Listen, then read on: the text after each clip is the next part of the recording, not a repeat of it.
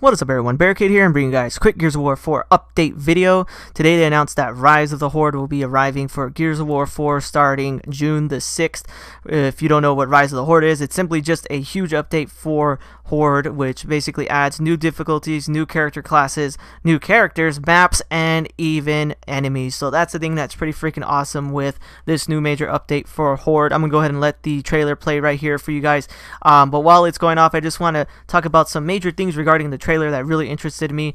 First thing right off the bat, I just want to say Clayton Carmine is back. I freaking love Clayton Carmine. He's always been one of my favorite characters. He's just the badass Carmine.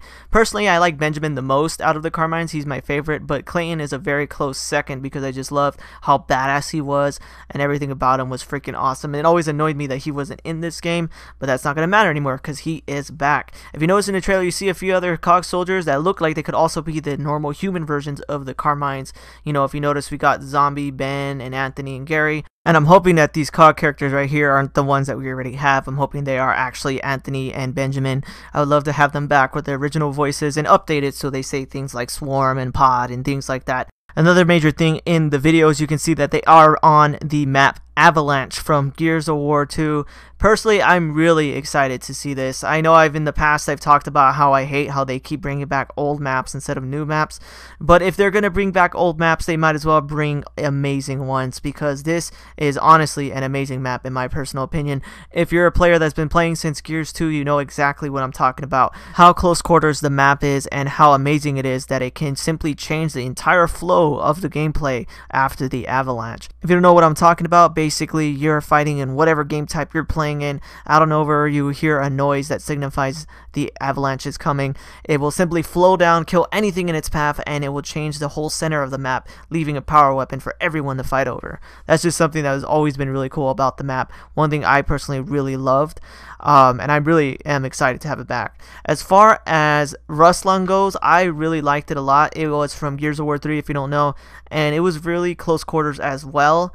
And I've always had good fights on there. It makes me wonder if the Silverback will be coming back as well. If you don't recall, basically after a certain amount of time on being on the map, a freaking Silverback would spawn and you can get it in and start killing all the opposing team players.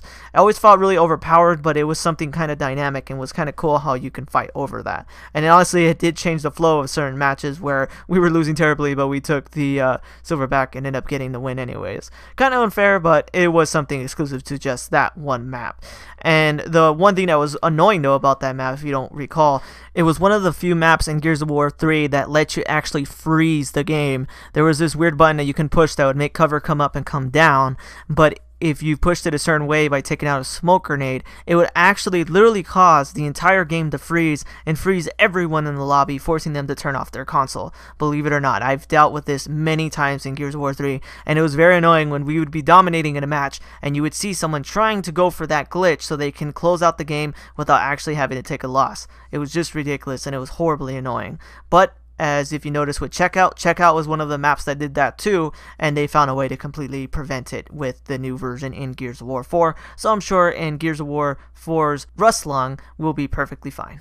Another major thing to the update with the Rise of the Horde update is major changes to the classes of the characters that you can be in Gears of War 4's Horde. I'm going to go ahead and just put the images up here. Feel free to pause them one after another and take a look at what exactly the abilities are. The one that really stood out to me was the Scout's ability to turn invisible. That's actually pretty damn cool. I always play as a soldier, but I might start playing as the Scout because it just feels really cool to have that ability. Last thing that I want to talk about here today is simply the updates to Horde and Campaign. Basically, there's new updates for the difficulty, one called Inconceivable and the other one Iron Man. Inconceivable basically is a survival-based twist, as they say on the Gears page. I'll put a link in the description. Basically, you have low health, but so do the enemies in Horde and Campaign. And the whole idea of it being a survival twist is that both you and enemies die really fast. So it depends more on how you take cover and how you use your weapons and conserve ammo. There's actually less ammo in the Horde and Campaign. When it comes to Iron Man, from what I understood, you can play this in any difficulty. You can even play it in casual, but the major reason why it's called Iron Man, and the whole point of it, is basically one death means that is all. So you can be playing even in casual mode, and you'll be playing through the campaign. You can get all the way to the 4th act and be really far in the story, and I don't know where a freaking drone just decides to chainsaw you. That's it. It's over. It's done. Your run through the campaign is over, and you have to start all the way from the beginning. And same exact thing for Horde. You can die in the Iron Man version of Horde, but the major thing is if you fail a wave, if your whole entire team fails a wave, then it's over. That's it. You're not getting to wave 50 that run. But yeah, that's overall just a major update to the game, and also we're going to be getting quite a bit of achievements. I'm going to go ahead and leave a link in the description. Go right ahead and take a look and see all the major updates and goodies for Gears of War 4. I'm actually really excited for this. Really excited for the maps, especially Avalanche. But anyways, guys, if you guys like this video, please definitely hit that like button and subscribe, and tell me what you guys think about this major update. I think it looks freaking awesome. Let me know what you guys think in the comments below. But anyways, guys, thanks for watching, and take it easy.